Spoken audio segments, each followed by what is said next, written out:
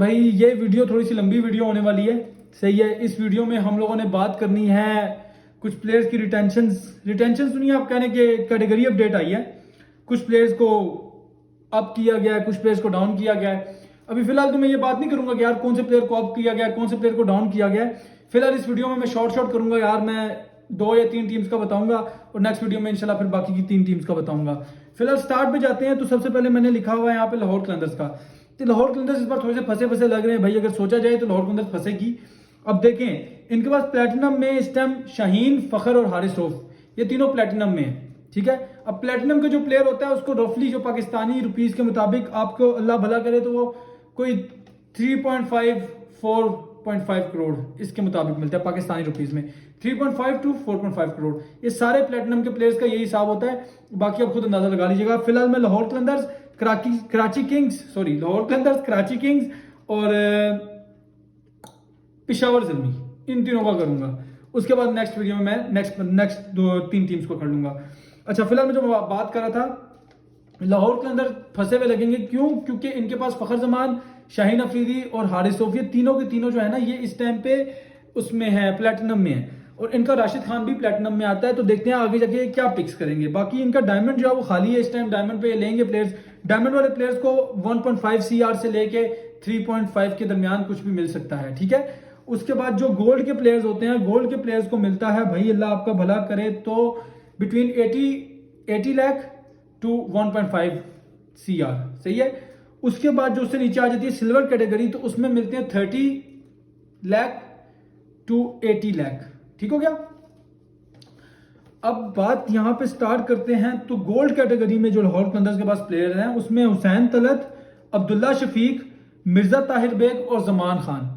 अब लाहौर कलंदर्स को प्लेइंग 11 बनाते हुए बड़ा टेंशन होगी। क्यों? क्योंकि पहले तो उनके पास जमान खान होता था इमर्जिंग बॉलर जो परफॉर्मेंस देता था। अब जमान खान इमर्जिंग तो रहा नहीं और लीग के मुताबिक आपको एक इमर्जिंग प्लेयर लाजमी खिलाना पड़ता है। तो इस टाइम जाके फंस जाएंगे लाहौर कलंदर्स वाले, जब इनको एक जमान खान, हारिस रऊफ, शाहीन अफरीदी और राशिद खान, ये तो इनके 4 पक्के बॉलर्स हो गए, ठीक है, जो पक्के समझदार बॉलर्स हैं। एक बॉलर पहले डेविड वीसा को यूज करते थे, बीच में हुसैन तलत को यूज करते थे, सामिद पटेल को यूज कर लेते थे, ये डिफरेंट काम करते थे। अब मुझे ये नहीं समझ में आएगी कि भाई अब ये करेंगे क्या। अभी जो नया देखते हैं कि इन्होंने इमर्जिंग में क्या उठाना है, क्योंकि अभी इमर्जिंग में इनके पास सिर्फ एक शावेज इरफान है जो कि वो लेफ्ट हैंडेड बैटर है और जो साथ विकेट कीपिंग भी करता है। तो वो इतना खास मुझे जगह नहीं है, उतनी तड़कड़ लगी नहीं है उस प्लेयर में। बाकी क्या पता आगे जाके परफॉर्मेंस दे दे। अब इनके पास जो सिल्वर कैटेगरी है उसमें गुजारा ही है, क्योंकि दिलबर हुसैन, वो शेव्ड हेड वाली भाई फास्ट बॉलर हमारे। उसके बाद अहमद दानियाल, एहसन भट्टी और जलाद खान। जलाद खान वो टेनिस के फास्ट बॉलर हैं, अच्छे प्लेयर हैं, पर सिल्वर कैटेगरी में पड़े हुए हैं। ये ठीक ही है, बस गुजारा करेंगे। ये कोई लाहौर कलंदर्स वाले मुझे इस बार देखते हैं ये ड्राफ्ट में जाके पिक्स क्या करेंगे। अभी तो थोड़े से फंसे लगे हैं, जो साफ बात आपको बताऊं तो। इसके बाद मैंने आपसे बोला था मैं कराची किंग्स की बात करूंगा। तो कराची किंग्स के पास प्लेटिनम में इस टाइम इमाद वसीम है। दैट मीन्स कि इनके पास 2 और ऑप्शंस हैं अच्छी कि यार प्लेटिनम में अगर उठाना चाहें तो ये उठाएंगे भी, ठीक है। उसके बाद आ जाते हैं हमारे शुएब मलिक। कराची किंग्स का मुझे सबसे ज्यादा खुशकिस्मती इनकी ये लगी है कि भाई हैदर अली को गोल्ड में डाल दिया गया है। ये पीसीबी ने बहुत अच्छा काम किया है कि हैदर अली को प्लेटिनम से हटा के गोल्ड में डाला है। भाई वो बंदा 2.5-3 करोड़ रुपया, 4 करोड़ रुपया लेके, और परफॉर्मेंस क्या थी उसकी आप खुद देखें। तो मैं बात कर रहा था डायमंड में इनके पास शुएब मलिक और मोहम्मद आमिर है। शुएब मलिक आई थिंक अब उनकी जितनी उम्र है उसके मुताबिक डायमंड में तो नहीं होना चाहिए था, बट जैसे इनको बेहतर लगे भाई, ऑब्वियसली अगर कराची किंग्स को समझ में आ रहा है कि भाई वो जस्टिफाई करते हैं अपनी प्लेस तो करते हैं, फिर हम तो कुछ नहीं कह सकते। मोहम्मद आमिर की जहां तक बात आ जाती है तो ये ठीक है, क्योंकि डायमंड में इसको ले लिया है, या आके 2 मैच खेलेगा, उसके बाद इसने टांग पकड़ के बैठ जाना है, भाई मैं नहीं खेल पा रहा, मेरा ये मसला है, तो मुझे 32 इंजेक्शन लगे हुए हैं, तो मैं वो चलें। खैर हम क्या बात करेंगे, वो तो उनका अपना लेन देन है। बाकी कराची किंग्स के पास इस टाइम जो अच्छे प्लेयर्स में आ जाते हैं ना, तो वो आमिर यामीन, मीर हमजा, शर्जील खान फॉर्म में है भाई, शर्जील खान फॉर्म में है। उसके बाद तैयब ताहिर, मोहम्मद मूसा और कासिम अकरम। तैयब ताहिर भी अच्छा खेल रहा है, और जिस तरह से उसको पिछली बार यूज किया गया, अगर उसको ओपन ही करवाई जाए प्रॉपर तरीके से तो वो अच्छा प्लेयर है। मेरे ख्याल में तैयब ताहिर और शर्जील से ओपन करवाएं तो इनका एक अच्छा ओपनिंग कॉम्बिनेशन यहीं पे बन गया। इनको कोई और प्लेयर खरीदने की जरूरत नहीं है। बाकी इनके पास अगर ये समझदारी से जाए ना कराची किंग्स, तो कराची किंग्स हमेशा से अच्छी टीम बनती है। अभी भी देखें आप, इनके पास जो सिल्वर कैटेगरी है ना, उसमें भी अखलाक, मोहम्मद उमर और आकिब जावेद। आकिब जावेद वो लेफ्ट आर्म फास्ट बॉलर, आपको पता ही होगा, वो आगे से जो बॉल स्विंग करता है बहुत अच्छा बॉलर है। आकिब जावेद, मीर हमजा, आमिर यमीन, इनके पास डोमेस्टिक का टैलेंट अच्छा खासा पड़ा हुआ है जो फॉर्म में है। इनसे खुद एग्जीक्यूट नहीं कराया जाता, मुझे नहीं समझ में आती क्यों।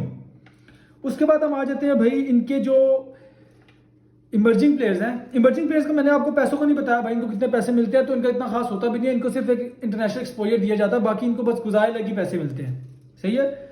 उसमें इनके पास 2 प्लेयर्स हैं कराची किंग्स के पास, और वो लाइक दोनों अच्छे प्लेयर्स हैं। एक है इरफान खान न्याजी। अब वो न्याजी जो है ना, वो एक तो फील्डर बहुत गन फील्डर है, लाइक जडेजा है दूसरा, समझ लें आप। दूसरा वो हिटर बहुत अच्छा है। अभी पिछले साल ही, आई थिंक पिछले साल उसने खेला है अंडर 19 वर्ल्ड कप, और मैं उसको बड़े अच्छे तरीके से फॉलो कर रहा हूँ।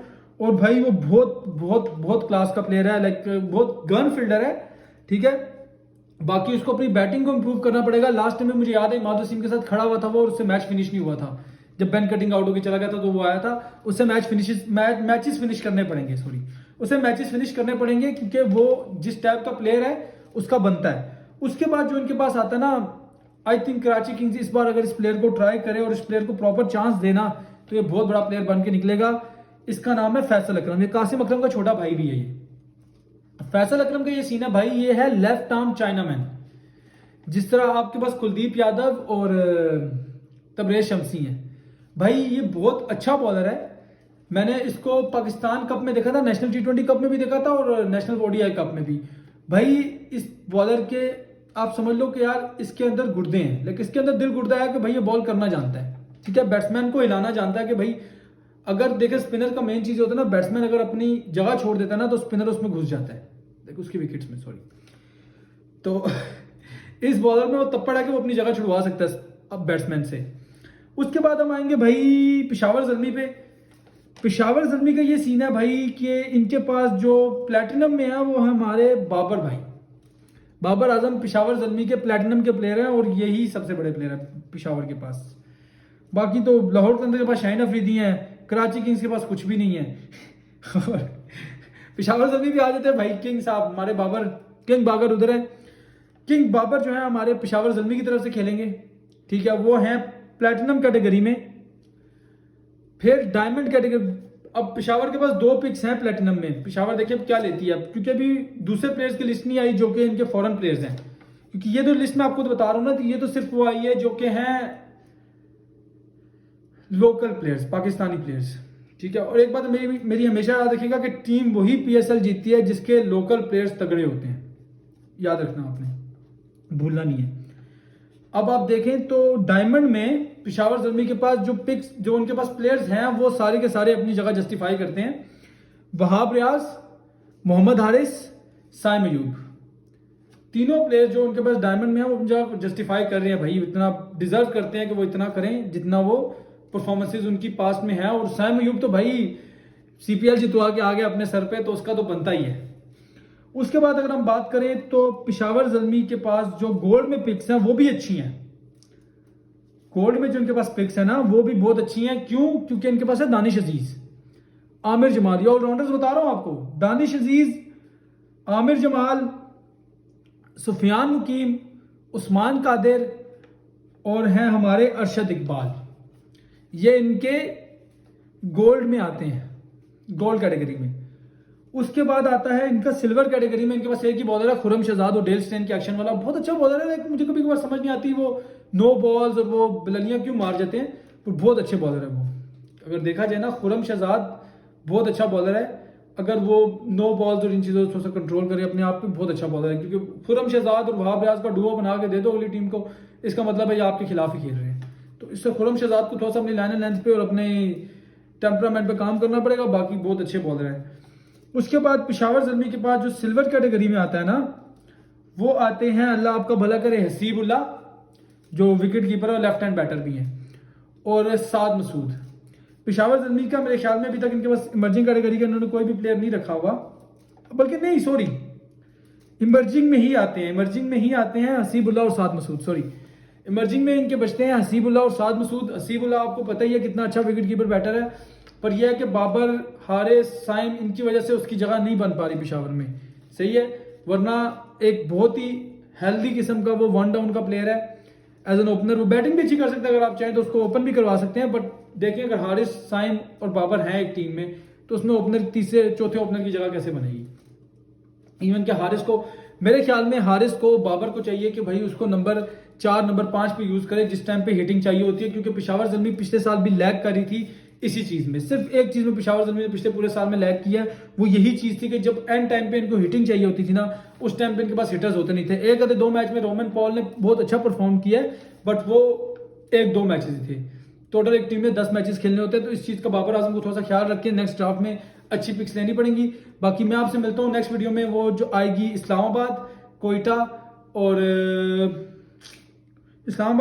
मुल्तान पे। जी, इस्लामाबाद, कोयटा और मुल्तान पे नेक्स्ट वीडियो में मैं आपसे मिलता हूँ। अभी के लिए मुझे दें इजाजत, अपना बहुत ख्याल रखिएगा। अल्लाह।